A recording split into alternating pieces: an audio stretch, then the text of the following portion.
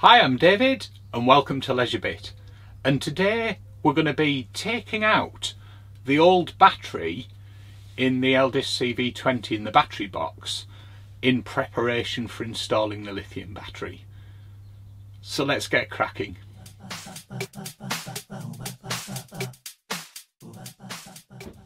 So before we get started, I just wanted to say that I'd originally planned for this video to actually show the battery maintainer install, but I'm doing a little bit more work on that before it's ready, just to show how I've kind of set it up.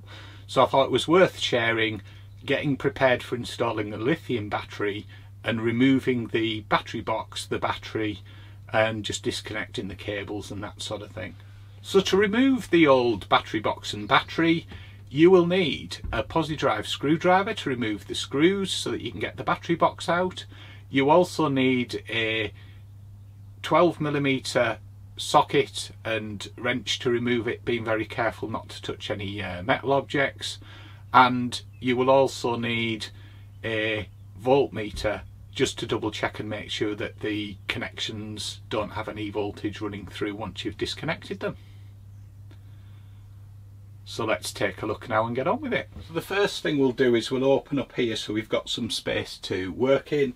There's a little holder that just keeps this held up, so it just gives us that bit of room to work in. So let's get on to the next step, which is to be, the battery's bigger than this battery box we've got fitted. So the first thing I want to do is actually remove the battery box. And worth noting, the first bit of this job, once we get into the battery, we then need to make sure we've got everything switched off, so we've got nothing live as we're working through with it, or nothing connected up anyway. So let's move on. So the battery that's fitted is a Varta Professional battery. It's a 95-hour C20 or 85-hour C5 battery, dual purpose one, and you can see the connections there.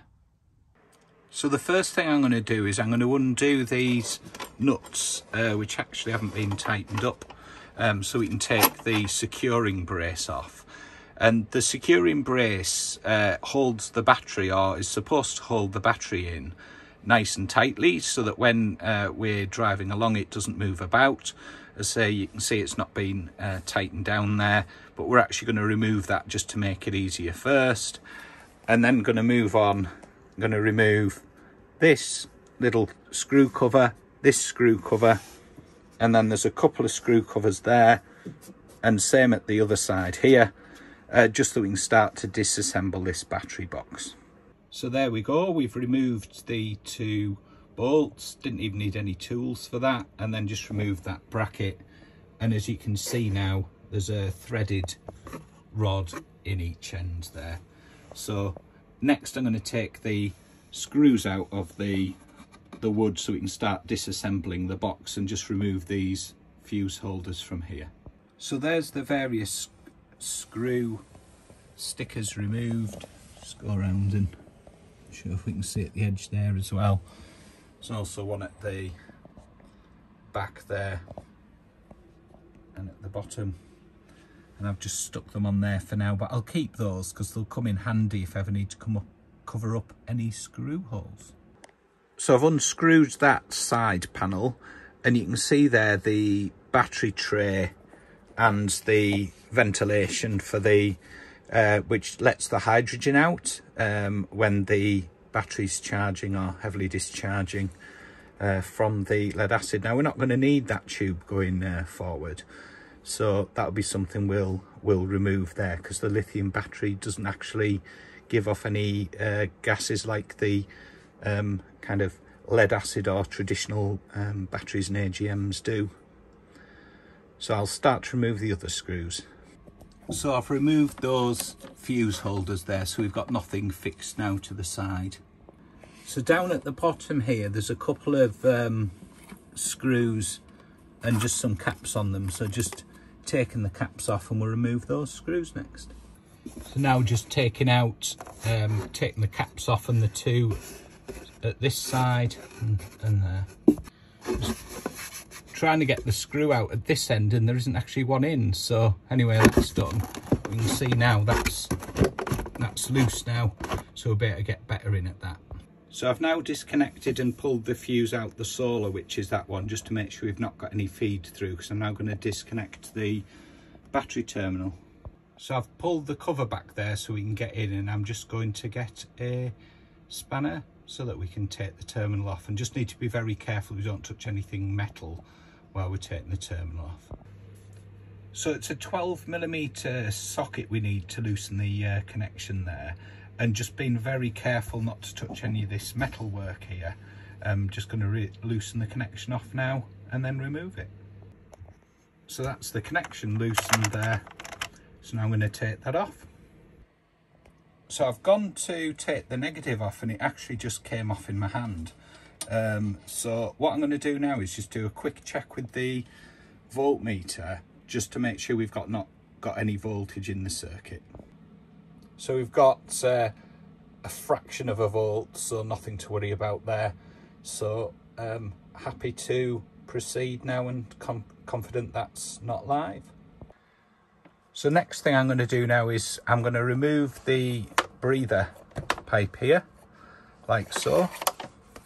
I'm going to take that out and I'll just put that to one side.